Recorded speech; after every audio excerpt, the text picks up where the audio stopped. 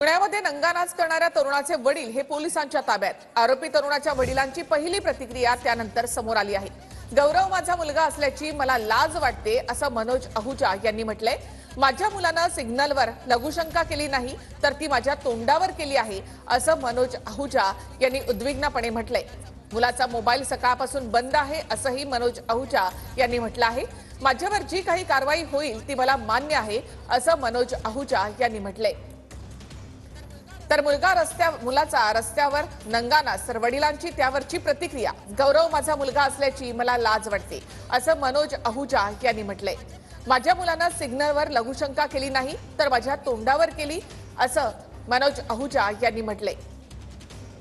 मुलाचा मोबाईल सकाळपासून बंद असल्याचं देखील त्यांनी म्हटलं आहे। माझ्यावर जी काही कारवाई होईल ती मला मान्य आहे असं मनोज अहुजा यांनी म्हटलंय। या व्यक्तीने फुल स्पीडने एकदम जोरात ब्रेक दाबलं आणि दरवाजा खोलून खाली येऊन तो डायरेक्ट लघुशंका करायला लागला। मग बाकीचे लोक होते बरेचसे, तर कोण काय बोलत नव्हतं। मग तुम्ही हटकण्याचा प्रयत्न केला? हो, मग मी त्याचा गाडीचा नंबर अगोदर कॅमेऱ्यामध्ये रेकॉर्ड केलं आणि त्यांनी मला पाहिल्यानंतर लगे तो तुम्ही व्हिडिओमध्ये पाहत असाल, मला पण बरेचसे म्हणजे असले चाळे वगैरे हे करत होता।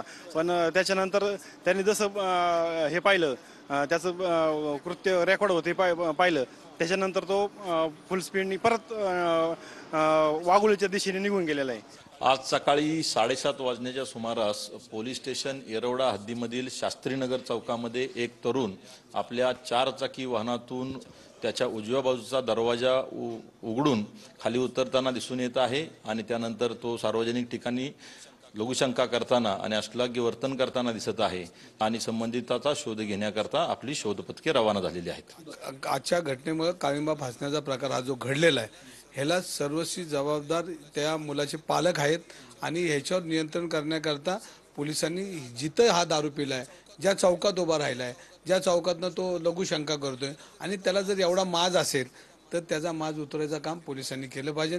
तो कोणीही असेल जो अश्लील चाळे करतो त्याला ही शिक्षा झाली पाहिजे, त्याला अटक केली पाहिजे, त्याची धिंड काढली पाहिजे।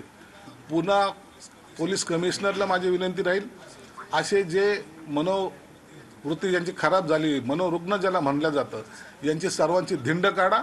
कोणत्याही पक्षाचा असेल, कोणत्याही जाती समाजाचा असेल, त्याची कुठेही गय करू नका, हे आमचं आव्हान त्यांना राहील। खरं तर या विकृती ज्या आहेत याला कुठे ना कुठेतरी कडक शासनाच्या माध्यमातून एक उदाहरण सर्वांसमोर ठेवण्याचा प्रयत्न हा त्या ठिकाणी नक्कीच झाला पाहिजे। यातून कडक शासन होण्याच्या दृष्टिकोनातून पुढच्या कालावधीमध्ये पावलं उचललं जातं। जे प्रकारचं कृत्य चॅनल्सवर आपण बघितलं, अत्यंत चीड आणि राग येणारं होतं। पुण्याच्या पोलीस कमिशनर अमितेश कुमार यांनी कठोरातली कठोर कारवाई त्या दोन्ही युवकांवर, म्हणजे जो बाहेर उतरून ज्यांनी सार्वजनिक ठिकाणी अशा प्रकारचं कृत्य केलं आणि गाडीमध्ये बसलेल्या त्या युवकाच्या हातामध्ये जी बिअरची बॉटल होती त्याच्या विरुद्ध, या दोघांविरुद्ध कडक कारवाई पोलिसांनी पुण्याच्या केली।